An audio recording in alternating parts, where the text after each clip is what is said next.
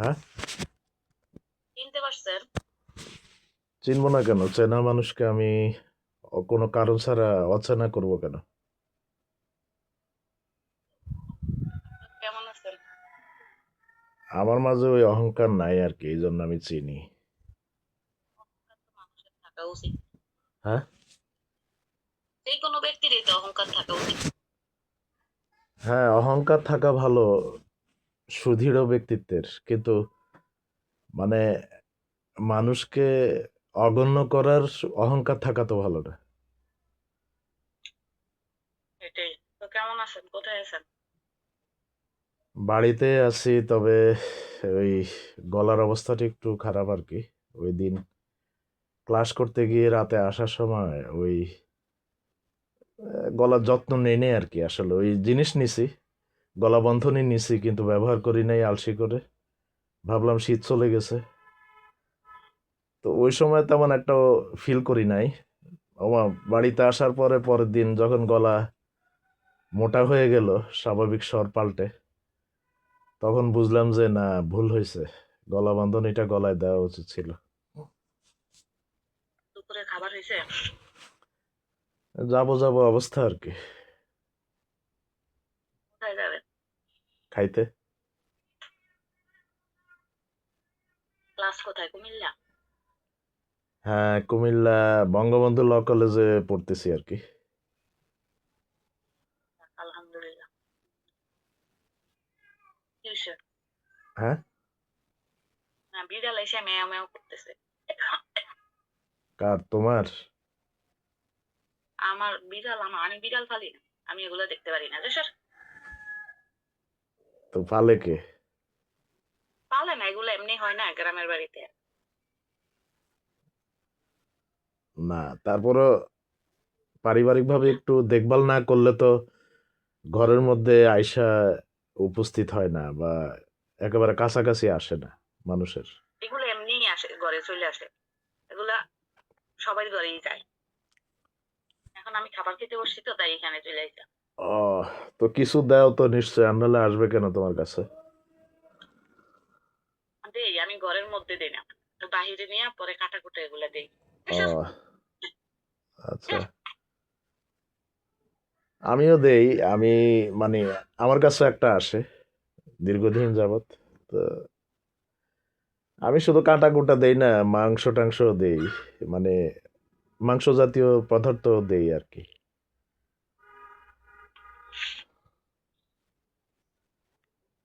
ও আবার ছন্নতা আছে প্রচুর, মাছ আর মাংস ছাড়া কিচ্ছু খায় না। ভালো। বিড়াল আদর করা ভালো। বাট আমার কেন জানি এই পোষা পাখিটাকে, বিড়াল টিড়াল এগুলা ভাল লাগে না। পবিত্র প্রাণীদের তালিকায় তো বিড়ালের অবস্থান বেশ উপরে। হ্যাঁ, আমাদের নবী তো বিড়ালকে অনেক আদর করতো। তাছাড়া খাওয়াইতো। মানে একটা কথা আছে, ঘরে অশুভ শক্তি তাড়ানোর বেলায় হ্যাঁ, নাকি বিড়াল কাজ করে। বিড়ালের খুব ইয়া। জানি আমি সেগুলা। আমার কথা হয়েছে আইবো, খাবার দিমু বাহিরে, ঘুরে গেড়ে খাইয়া দেয়া চলে যায়। এই এ- বিরক্ত করা আমার পছন্দ হয় না আর কি। এখন তো জ্ঞানের ভান্ডার পাকাপোক্ত করার জন্য সোশ্যাল মিডিয়ার কারণে, মোবাইলের কারণে অনেক সুবিধা হয়েছে, মানুষের অনেক কিছু জানার সুযোগ থাকে, যদিও সবার সেই মন মানসিকতা হয়তো গ্রো করে না আর কি, তাই না? হুম। সার্চ দিয়ে, তারপরে ভিডিওর মাধ্যমে, ইউটিউব, গুগলে সার্চ, তারপরে এআই সার্চ দিয়ে অনেক কিছুই তো খুব সহজে জানার সুযোগ আছে। তারপরে মানুষের জ্ঞান বুদ্ধি কিন্তু মাত্রা গুণ বাড়ে না। আপনি দেখছেন মানে ভালো কিছুর প্রতি মানুষের আকর্ষণ কাজ করতে? আপনি না, মানুষ তো ইয়াং জেনারেশনের মোবাইল হাতে নিয়ে দেখেন, ওরা সার্চ দিব কি ফ্রন ভিডিওগ্রাফি ওগুলা, কিন্তু জ্ঞানের কিছু কি সার্চ দিয়ে ওগুলা পড়বো? খুব কম এই তালিকা। হ্যাঁ, হ্যাঁ, সংখ্যা খুবই কম। তো হঠাৎ তারপরে আপনি কেমন আছেন? হঠাৎ আমাকে মনে পড়লো, তোমার তো আমাকে মনে যতটুকু রাখো ততটুকু শো অফ করো না। হঠাৎ মনে পড়ার কারণ হয়েছে, দেখি কয়দিন পরে পরে কয়েকটা লিঙ্ক দেন, ভিডিওগুলো আমি দেখি। ব্যস্ততার কারণে হয়তো সবসময় সুযোগ হয় না যোগাযোগ করা। আমি ভাবলাম তুমি আমার নীরব দর্শক বা শ্রোতা, তো এই জন্যই তো লিঙ্ক পাঠাইলেও ঢুকি, দেখি। আহ, খুব গুরুত্বপূর্ণ আর কি, যেগুলা মানে একেবারেই আহ, তির্যক, মানে তোমার জানা দরকার, ওই লিঙ্কগুলা দেয় আর কি।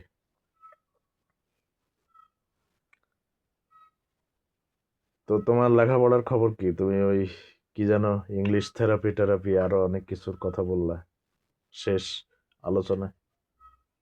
ইংলিশ থেরাপির ওইটাতে যাইতে চাইছিলাম, আর্থিক সংকটের কারণে যাইতে পারিনি। আচ্ছা। আর এখন তো বেবি হয়েছে, তো আহ, ও ছোট, এই জন্য সব দিকেই বন্ধ। আসি, এখন ঘরেই আছি, ঘরে নিয়েই সময় কাটে। ও, এই জন্য। তাইলে আর তোমার হবে না এই জীবনে, মানে জীবনটাকে আরেকটা রং রাঙায়িত করার যে একটা সুযোগ ছিল, সেটা আর নাই। বয়স এবং এখন বর্তমান পরিস্থিতির প্রেক্ষাপটে আর তো ঢেউ তোলার সেই সক্ষমতা তোমার থাকবে বলে মনে হয় না ভবিষ্যতে।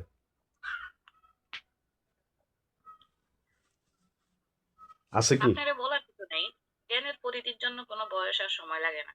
না আপনি না ভালো করে জানেন। না, কাঠামোগত। হয়তোবা মানে এখন যে উদ্দেশ্যে শিখতাম, হ্যাঁ। মানে যেই কাজে লাগানোর উদ্দেশ্যে, তখন হয়তোবা সেটা হবে না। শুধু শিক্ষা মানে হয়তো জ্ঞানটা অর্জন করে নিজের মধ্যে রাখতে পারবো, না, তুমি তো এতটুকুই। তুমি তো কোনো প্রাতিষ্ঠানিক অবকাঠামোর ভেতরে না জড়িয়েও জ্ঞানের সমুদ্র হয়ে যেতে পারো, সেটা তো বাধা বিপত্তির কোনো কারণ নাই। কিন্তু আহ, অবকাঠামোর ভেতরে যে একটা পরিশীলিত জ্ঞান অর্জন, সেটা আবার ভিন্ন প্রেক্ষাপট না। এটাই তো। মনে করো আমিও যে বয়সে এসে পৌঁছাইছি এবং জীবন সম্পর্কে, পৃথিবী সম্পর্কে যতটুকু ছাপোষা জ্ঞান অর্জন করছি, আমার তো মনে হয় আমার আর দরকার ছিল না প্রাতিষ্ঠানিক শিক্ষার। এভাবে প্রাতিষ্ঠানিক অবকাঠামোর ভেতরে না ঢুকে এমনিতেও জ্ঞান অর্জন করার যে করার যে গতি সেটাতে থাকতে পারতাম। হ্যাঁ, হুম, কিন্তু কাঠামোর ভেতরে ঢুকাটা তো আরেকটা সেন্স বা আরেকটা অনুভূতি কাজ করে, সেই জন্য তো ওখানে গিয়ে যাওয়া। আর এই জন্য তোমাকে কথাটা বলা, যেহেতু তোমার বয়সের একটা দৌড় হয়ে গেছে নারী হিসেবে, আরেকদিকে তুমি আসলে এখন সন্তান নিয়ে, মানে হুম, সন্তান হয়ে সে তার লালন পালনে দেখা গেছে আরো 4-5 বছর তোমার এভাবে কাটবে। তো তাহলে এর পরবর্তীতে তুমি যদি আরেকটা ফ্লোতে যাইতে চাও, তাহলে বিশাল একটা সক্ষমতার প্রয়োজন আছে তোমার মনের দিক থেকে। সেটা কি তুমি মানে লোড করছো কিনা বা লোড হয়েছে কিনা, সেটা একটা প্রশ্ন সাপেক্ষ ব্যাপার না? হ্যাঁ সেটাই, আমরা মেয়েরা তো ইচ্ছা করলে সবকিছু করতে পারি না। এটাই বুঝাইতে একে তো চাইলাম হইতে আর কি। ফ্যামিলি ফ্রিডম লাগে, সাপোর্ট লাগে, তারপর আর্থিক সাপোর্ট লাগে। হ্যাঁ, আমি এটাই অনেক বুঝাতে কিছুর চাইছি। জন্যই ইচ্ছে থাকা সত্ত্বেও হয়তো অনেক কিছু হয়ে ওঠে না। যেমন তুমি যেদিন আমাকে বলছো না ইংলিশ থেরাপির যে ব্যাপারটা, যদি ওই টাইম টু টাইম যদি এঙ্গেজ হয়ে যেতে পারতা, হ্যাঁ, তাইলে পারতাম। তাইলে আরেকটা ব্যাপার ছিল। হ্যাঁ, এখন তো আবার অন্য আরেকটা গতিতে তুমি সরে আসছো। তো এই গতি কাটিয়ে আবার নতুন গতিতে, ওই একই গতিতে, মানে যেই আগের গতিটা, সেটাতে পড়াটা তোমার জন্য মনে হয় একরকম এখন প্রায় শূন্যর কাতারে, জিরো জিরো টলারেন্সে এসে পৌঁছাইছো। এরপরও যদি কখনো সময় সুযোগ হয়, ওইটা হবে হয়তোবা মনের হ্যাঁ, ইচ্ছা। এরপরও কিন্তু সম্ভাবনার কথা আছে। মানে মানুষের অসাধ্য যেহেতু পৃথিবীতে কিছু নাই, মানুষ একমাত্র প্রাণী পৃথিবীতে অসম্ভবকে সম্ভব করার যোগ্যতা রাখে। মানে ব্যতিক্রমেরও ব্যতিক্রম হওয়ার সম্ভাবনা মানুষের মনে থাকতে পারে, এবং সেটাকে কাজে লাগানোর সক্ষমতা, মানে বিস্ময়কর যেই উপলব্ধি সেটা থাকতে পারে, সেটা নিয়ে তর্ক বিতর্ক করার কোনো প্রয়োজনীয়তা সুযোগ থাকে না। কে যে কি করবে পৃথিবীতে কখন, কি ডামাডোলে পৃথিবীকে নাচাবে সে, তার একটা অবস্থান তৈরি করবে এমন বিস্ময়কর, এটা আগাম বলে দেওয়া বা এটা বিরুদ্ধাচরণ করার কোনো প্রয়োজন আছে বলে আমি মনে করি না। তুমি এরপরও পারতে পারো, তবে স্বাভাবিক যে গতি সেটা নষ্ট হয়ে গেছে, সেটাই বুঝাতে চাইলাম। এটা আমিও বুঝি, সবকিছুরই একটা নির্দিষ্ট সময় থাকে, আর নির্দিষ্ট সময়ের বাহিরে যাই আপনি যেটা করবেন সেটা হচ্ছে শুধু নিজের কাজে লাগবে। হুম। তারপরও আশা ছাড়িও না আর কি, মনে মনে লালন করবা হয়তো। না, যতটুকু আশা ছাড়ি না। যতটুকু অ্যাচিভমেন্ট হওয়ার কথা 10 বছর আগে হলে যেতটুকু অ্যাচিভমেন্ট হতো, সবার আগে সেটাতে কিসের দরকার পৌঁছাতে না জানেন? পারলো, সেই না, জায়গায় আমার পৌঁছাতে না পারলো, আমার দেরি এটা হইলেও পারবা। আমার এটা টার্গেট। ধরেন আমার এটা টার্গেট, আমি এটা করব। এটা করলে হয়তো দুনিয়ার কোনো কাজে লাগবে না, কিন্তু আমার আত্মার একটা তৃপ্তি আমি পাবো। হুম হুম হুম। ওই জিনিসটা মনে লালন করি, যে সময় সুযোগ পেলে অবশ্যই করব। না কিছু তো অর্জন হবে, তাই না, দেরি হইলো মানে। ওইটাই, হ্যাঁ, দশ যাওয়ার তো শেষ নাই। 10 বছর আর আগে, 10 বছর আগে করলে যেই 10 আর অর্জন করতা, এখন 10 বছর আরেকটা পরে জিনিস কি এসে জানেন? সামান্য হলো তো অর্জন হবে। আরেকটা জিনিস হচ্ছে এই যে এখন এআই আসছে। হুম। আমাদের পিছনে আরো 20 বছর আগে তো কেউ কল্পনা করেনি, আমরা যে জেনারেশন আমরা তো কল্পনা করিনি। তো আরো 20 বছর পরে কি আসবে, কি হবে, এগুলা তো জানি না। আয়াত মহতের কথা তো অন্য কথা, কিন্তু ছেলে মেয়েদের উপরেও মা বাবার শিক্ষাটা প্রভাব ফেলে। তবে আমার জ্ঞানের ভান্ডার যদি শূন্যই থাকে, অন্য কাজে না লাগাইতে পারি, আহ, তাহলে আমার ছেলে মেয়ের কাজেও লাগাইতে পারবো না। না তবে আমি যদি ওই 20 বছরের কথা চিন্তা করি, আমি যদি সময় উপযোগী করে নিজেরে তৈরি করি, এটা তো দোষের কিছু না। মনে তো আশা রাখা অবশ্যই হ্যাঁ দরকার। হ্যাঁ হ্যাঁ, স্বপ্ন দেখা তো ভালো। আর যেটা বলতে চাইতেছি, জীবন দর্শন তো এমন হওয়া উচিত না যে অন্যের সাথে কম্পিট করে চলতে হবে। নিজের সাথে নিজের কম্পিট করাটা হচ্ছে আসল জীবন দর্শন। মানে আমি আজকে কি কালকে কি থাকবো। এখন অন্যের সাথে যদি কম্পিট করতে হয়, তাহলে তুমি তো কখনোই পারবে না, সাকসেসফুল তোমার কাছে ধরা দেবে না। কেননা তোমার সে বিস্ময়কারী আরো অনেক মানুষের পৃথিবীতে জন্মগ্রহণ হয়ে গেছে, হচ্ছে, হবে। তাহলে আমি যদি বলি যে আমি 20 বছর ওই জায়গায় থাকবো, আমি, আমার সাথে কেউ কম্পিট করতে পারবে না, এরকম কেউ থাকবে না, তাহলে তো না এটা না, আর জীবন এরকম তো দর্শন হবে না। এটা তো বলেই যাবে না, এটা কোনো নিজের প্রশ্ন। সাথে নিজের কম্পিট করতে হবে। আর ক্রমান্বয়ে জীবনের শেষ প্রান্তে আইসা যে এটা যে অবস্থান দাঁড়াবে, সেটার একটা ফলাফল থাকবে, একটা একটা সার্থকতা থাকবে, একটা আনন্দ অনুভূতি থাকবে। আর এটাই জীবনের সবচেয়ে পরম প্রাপ্তি। প্রতিযোগিতা নিজের সাথে নিজের হোক, অন্যের সাথে করতে গেলে সেটা কোনোদিনও আনন্দ অনুভূতির জায়গায় দাঁড়াবে না। কয়দিন ক্লাস হয়?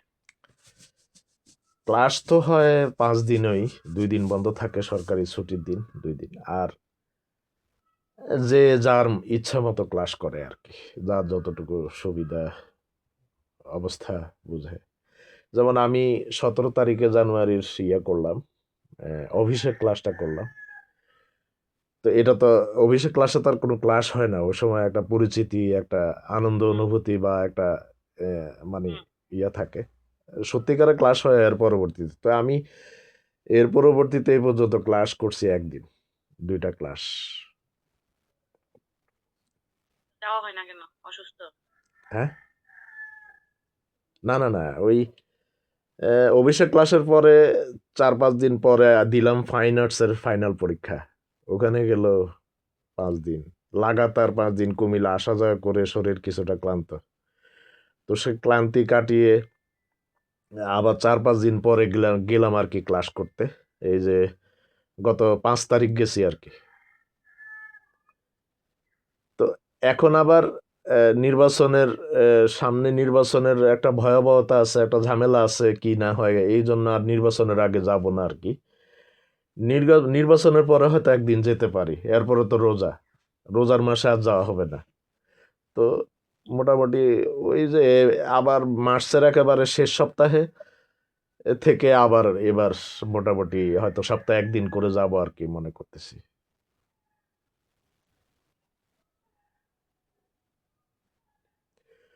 কুমিল্লা থাকলে হয়তো প্রতিদিন যাওয়া হইতো আর কি। যে 5-10 টাকার গাড়ি ভাড়ায় আসা এরকম যাওয়া। জার্নি না করে ওইখানে থাকা যায় না ব্যাচেলর? না, ওখানে থাকলেও তো আমি যদি খরচপাতির কথা চিন্তা করি তাহলে তো আমার এখানে খরচপাতি কম না। ওখানে থাকা খাওয়ার যে খরচ ওইটা তো 10,000 টাকা তো ধরতেই হবে। তো আমার তো ওই টাকাটা বেঁচে যাচ্ছে না। আমি সপ্তাহে একদিন গেলে মনে করে আমার 300-320 বা সর্বোচ্চ 350 টাকা খরচ হচ্ছে। হ্যাঁ, ওখানে থাকলে হয়তো প্রতিদিন ক্লাস করা যেত। প্রতিদিন ক্লাসের মধ্যে তো এত মানে এত কূট প্রাপ্তি বা কিছু এরকম কিছু তো নাই। দেখা গেছে পড়া তো বাসায় করতে হবে করলে। ক্লাসের অ্যাটেন্ডেন্স থাকলে ভালো। এখন যারা কাছে আছে তারা ওই সুবিধাটা পাবে আর কি। বোঝাপড়ার আমার ব্যাপারগুলোর তো জন্য। জার্নি, হুম। আমার কাছে জার্নিটা তো একটা বিশাল ব্যাপার। না, এই জার্নির কারণেই তো আমি একদিন যাচ্ছি, তাই না? যদি জার্নির ভেজাল না থাকতো বা টাকা পয়সার খরচ না থাকতো তাহলে তো প্রতিদিন যাওয়া যেত। ওইটাই তো বুঝাইতে চাইলাম। তো ক্লাস করাটা তো জরুরি না, তাই না? একদিন ক্লাস করলে এটা। আর কেউ কেউ আছে সারা বছরে ক্লাস করবে না। সে শুধু এমনি খোঁজ খবর রাখবে গ্রুপের মাধ্যমে, হোয়াটসঅ্যাপ গ্রুপের মাধ্যমে। আর শুধু পরীক্ষার সময় গিয়ে ওই ফর্ম পূরণ, রেজিস্ট্রেশন এই বিষয়গুলার কারণে হয়তো তার যাওয়া আসা হবে, আর পরীক্ষার সময় শুধু পরীক্ষা দেওয়ার জন্য যাবে। এরকমও তো আছে অনেকে।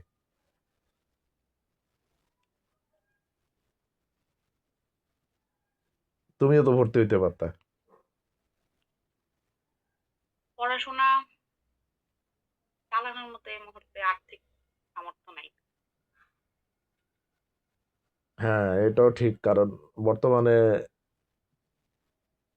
লেখাপড়ার খরচপাতিও, মানুষের আয় রোজগার যেমন বাড়ছে, খরচপাতিও বাড়ছে লেখাপড়ার। লেখাপড়া করতে হলে তোমার মানে মান্থলি 2,000 টাকা বাজেট থাকতে হবে। তো এটা তো অনেকের জন্য বার্ডেন। ওই যে উন্মুক্ত থেকে যখন ডিগ্রি কমপ্লিট করছি, 51 পয়সাও কারো কাছ থেকে হেল্প পাই নাই। শুধু একটা সেমিস্টারের টাকা মনে হয় ঘর থেকে নিছি, তখন আমার অপারেশন হয়েছিল, আমি অ্যারেঞ্জ করতে পারিনি। আর নয়তো বাকি সব সেমিস্টারের টাকা ভর্তি যাবতীয় সবকিছু আমি দেয়া। মনে হয় সবচেয়ে কম খরচ তো বর্তমান সময়ে প্রফেশনাল কলেজ মানে লেখাপড়াগুলোতে জাতীয় বিশ্ববিদ্যালয় আর উন্মুক্ত বিশ্ববিদ্যালয় সবচেয়ে কম। আর এরপরে বেশি হচ্ছে পাবলিক বিশ্ববিদ্যালয়, আর সবচেয়ে বেশি বা সর্বোচ্চ মানে খরচ হয় ওই প্রাইভেট বিশ্ববিদ্যালয়। হ্যাঁ, ওইখানে তো আপনার আমরা যেভাবে করছিলাম হুম, ওইখানে 1 বছরের সেমিস্টারের সবকিছু বই টই ভর্তি সংক্রান্ত হুম, বছরে একবার টাকা নিত, এরপরে আবার পরীক্ষার সময় কিছু হুম, জমা হুম। দিত। জাতীয় এবার মাঝে বিশ্ববিদ্যালয় আর উন্মুক্ত বিশ্ববিদ্যালয় মোটামুটি সেম সেম খরচ। এই ধরো এক বছরে 20,000 থেকে 30,000 টাকার কোর্স বেঁধে আর কি, 20,000 থেকে 30,000 টাকার মধ্যে সারা যায় মানে ওই বিশেষ কোর্সগুলো আর কি। আর আবার অনেক কোর্স আছে আবার নর্মাল ক্যাটাগরির, যেমন ভাষা সংক্রান্ত, ওই কম্পিউটার প্রযুক্তি সংক্রান্ত এই সমস্ত কোর্স আবার দেখা গেছে আরো কম খরচে করা যায়। শুকুর আলহামদুলিল্লাহ কি ব্যাপারে? খাওয়া দাওয়া শেষ করছি এই আহ, ব্যাপারে। তো তোমার ভবিষ্যৎ পরিকল্পনা কি? পড়াশোনা নিয়ে ওই যে ইচ্ছা আছে বিয়ে করার, আর এমনি তো মেয়ে আছে, এখন তোরে দেখতে হইব। হ্যাঁ, ভবিষ্যৎ পরিকল্পনা হচ্ছে, ইচ্ছা আছে ওই যে বিয়ে করার, যেটা আগে বললাম আর কি। থেরাপি। ইংলিশটা, হ্যাঁ ইংলিশটা কমপ্লিট না করলে মানে অনেক কিছু বোঝা যায় না, শিখা যায় না, অনেক কিছু থেকে পিছিয়ে থাকতে হয়। হুম, হুম, হুম, হুম। আগে তো তো তোমার উদ্দেশ্য তখন ছিল ওই বিদেশে যাওয়া, কিন্তু বিদেশে যাওয়া ছাড়াও কিন্তু ইংরেজি দরকার, সেটা বুঝছো যে। দরকার, এটা হ্যাঁ, প্রত্যেকটা মানুষেরই দরকার। হ্যাঁ, হ্যাঁ, সেটা বুঝছো যে সেটাই আমি আর কি মনে করি, ভালো আমি দিক। মনে করি এটা বোঝার জন্য কিন্তু কারণ একটা আপনার ভালো এই দিক এই বলতে হবে। জিনিসটার জন্য আপনি কোনো বাংলাদেশে একটা জব করেন, বাট আপনার প্রেজেন্টেশন যদি ভালো না থাকে, আপনার কোনো জায়গায় কেউ আপনাকে জায়গা ছাইড়া দিব না, হুম, কারণ এর হুম, চাইতে হুম। অনেক ভালো ক্যাটাগরির লোক আছে। আরেকটা বিষয় আছে, এই কম্পিউটার টেকনোলজি, মানে বেসিক যে ফান্ডামেন্টাল, ওই যে MS ওয়ার্ড, ফক্স প্রো, হুম, হ্যাঁ, হুম, এক্সেল, পাওয়ার পয়েন্ট, এক্সেলের, হ্যাঁ। এই বিষয়গুলা জানা দরকার। আমি কম্পিউটার তো শিখছিলাম, টুকিটাকি কাজও পারি। ওই যে যখন আলীগঞ্জ অফিসে বসতাম, অফিসিয়াল কিছু কাজ করতাম তো কম্পিউটারে। কিন্তু আসলে ওই যে ঘরে তো নাই, ল্যাপটপ কম্পিউটার এগুলা নাই। এগুলো হচ্ছে একটা চর্চার বিষয়। আপনি ধরাছোঁয়ার বাহিরে যদি থাকে, স্বাভাবিক। আমার কি হয়, যদি ধরেন একটা কাজ যদি আমাকে দেখে যে একবার, হুম, কম্পিউটারের ব্যাপারে বলতেছি, হুম, তো ওইটা আমি ভুলি না। ওইটা ওইভাবে আবার আপনি পরবর্তীতে দিলেও আমি ওইভাবে করে দিয়ে আসতে পারবো, ভুল হবে না। আমি এই যে মানে বেতন বিল নিতে আসতো তো, হুম। আপনার আব্বাও যাইতো পেনশন আনতে, দেখা হইতো আমার সাথে। ওই পেনশন অফিসে বসছি তো 5 বছর কাজ করছি। তো ওনাদের বিলগুলা প্রস্তুত করা, এন্ট্রি করা, তারপরে এটা আবার সাবমিট করা হেড অফিসে, এই টুকিটাকি কাজ করছি। কিন্তু ওই সবসময় প্র্যাকটিস থাকে না, এই জন্য ভুলে যাই, মনে রাখতে পারি না। তো আবার যখন দেখি তখন আবার মনে পড়ে। হুম। তো ওই কি জানি বলে, ফোন করার উদ্দেশ্য কি এটা তো বললা না, কথা গেল আরেক দিকে। ওই যে দেখলাম একটা লিঙ্ক পাঠাইছেন, আবার দেখলাম যে অনেকক্ষণ হয় নাই, লাইনেই আছেন, ভাবলাম একটু ফোন দেই, খোঁজ নেই, হুম, এই আর কি। আচ্ছা আচ্ছা, বেশ ভাল লাগলো তোমার আমারে নক করাতে। না, কথা বলার কত দোষের কিছু না। আর জ্ঞানী লোকের সাথে আমার নিজে থেকেই কথা বলতে ভালো লাগে। একটা আছে না, মুরুক্ষের হুম, সাথে তর্ক কইরা কোনো মজা নাই। শিক্ষিতের সাথে তর্ক কন, ঝগড়া কন, বন্ধুত্ব কন, সবকিছুতেই মজা আছে। কিছু কিছু তাদেরকে বলতে না পারো, কিছু তাদের থেকে অর্জন করা যায়। ভালো কথা।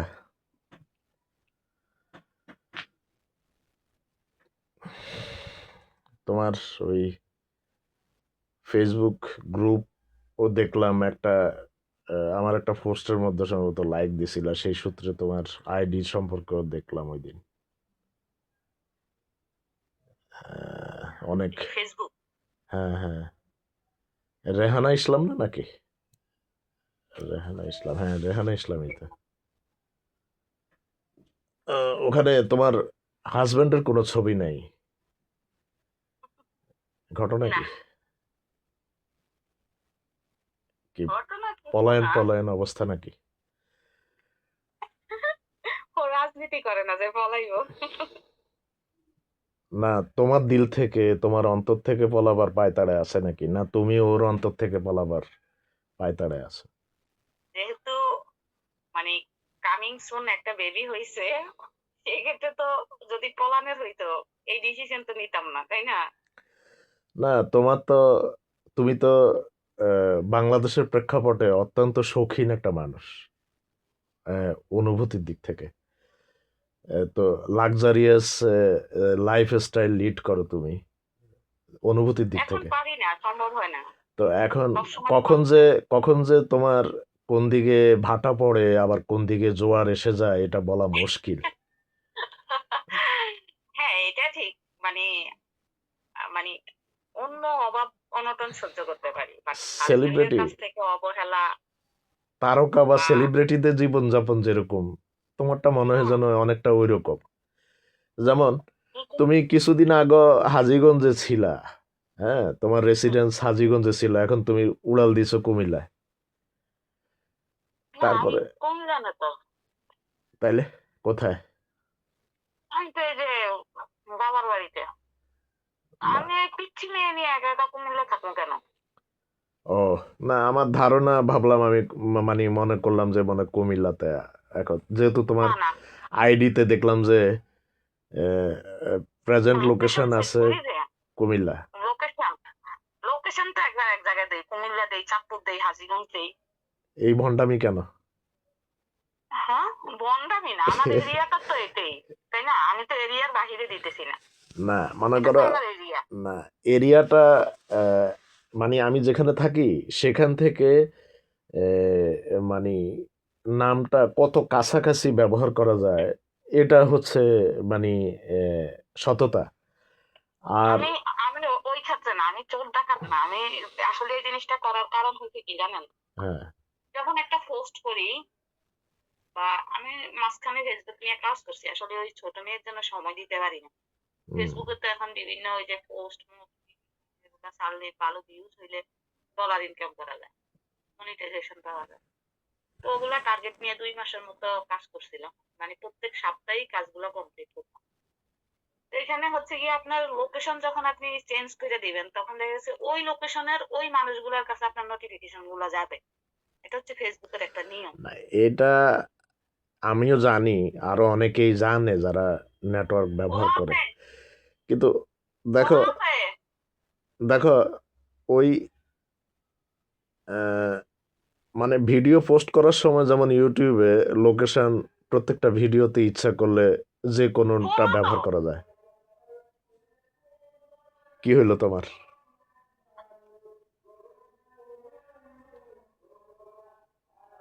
হ্যাঁ কি হয়েছে? হ্যাঁ, কি হইলো, মন যে অন্যদিকে চলে গেল আবার? হ্যাঁ, ওই জাম্মা ডাক দিছিল। আহ, তো যে কথাটা বলতে চাইছিলাম আর কি, বলবো নাকি? হুম। হ্যাঁ, হ্যাঁ বলেন, মুখটা গড়াইলে তো অনলাইনে ধরে দিছেন ওরে। কি আম্মু? তোমার মেয়ের বয়স কত? মেয়ের বয়স 1 বছর 2 মাস শেষ। এই আহ, আর 3 মাস চলে। আর তোমার মায়ের কি খবর? আছে মোটামুটি। আহ, আসো। আল্লাহ আল্লাহ বিসমিল্লাহ। তোমার ভাইরা কি সবাই বিয়ে করছে?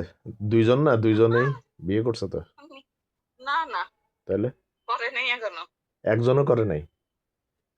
না, তাহলে আর কবে কবে? এরা তো প্রায় বুড়ো হয়ে গেছে না মনে হয়। কেমনে বুড়া হইছে কি কি বলেন? বলে, কি বলে? ওরা আমার ছোট। তোমার বয়সে তো 47 না নাকি? ইয়া, কি 37 না, 37 না? কি আমার বয়স 37, আমার বয়স মাত্র 33-এ পা দিলাম। কি হিসাব করেন?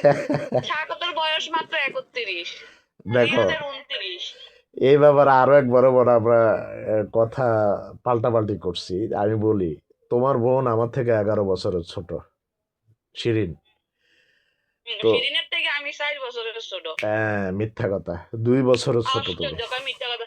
শিরিনের থেকে আমি 4 বছরের, আমার থেকে সাকত 2 বছরের ছোট, সাকতের থেকে রিয়াদ 2 বছরের ছোট। আচ্ছা তাহলে বয়সটা হিসাব হয়ে যাক এবার। আমি, হিসাব করেন। আমার 49, তোমার বোন 11 বছরের ছোট, তাহলে ওর 38 বছর বয়স, তুমি 2 বছরের ছোট, 36 বছর বয়স। আর ওদের দুইজনের বয়স তাহলে কত দাঁড়ায়? হ্যাঁ, 34 এবং 32। 34 এবং 32, না হয় আরো 1 বছর কম কম ধরলাম। তাহলে ও অলরেডি ছোট জন 30 পার হয়ে গেছে, তাহলে বিয়ের বয়স হয় নাই কিভাবে বললা? 21-এ বিয়ের বিয়ে। বয়স হয় নাই বলি নাই। হ্যাঁ, আপনি যে বলছেন যে ওরা তো বুড়া হয়ে তো গেছে, বুড়া না, এখন 21 ওকে কি বছরের কয়? সরকার। এর আগে তো করে ফেলে অনেকে। হ্যাঁ 21 করে বছরের ফেলে। সরকারই না না, অনুমতি দিয়ে ওরাও রাখছে। হয়তো বা 25-26 বছরেই করতো যদি ওদের মাথার উপরে গার্ডিয়ান থাকতো। এখন তো ওদের প্রত্যেকটা পদক্ষেপ মানে খুব ভেবেচিন্তে নিতে হয়। তবে বড়টা তো, এখানে বড়টা তো করা বিয়ের সাথে দরকার। আর্থিক একটা বড় সংযোগ আছে, বুঝছেন? বুঝলাম, এটার সবই দিকে তো বুঝলাম, দেখতে হবে। ঠিক আছে। না, বিয়ে করাটা তো একেবারে যে কোনো একটা বয়সে বাধ্যতামূলক তা তো বলতেছি না, কিন্তু স্বাভাবিকের মাত্রা তো পার হয়ে গেছে ওদের, সেটা বুঝাতে চাইলাম। কেউ তো 35ও করে, 40ও করে। এই সমাজ, হ্যাঁ, স্বাভাবিক যেটা নিয়ম নাকি। সমাজ জীবনের ইয়ে ধাক্কা দাঁড়ান, খেতে খেতে। বসো, বসো। না গো, আয়। তো কি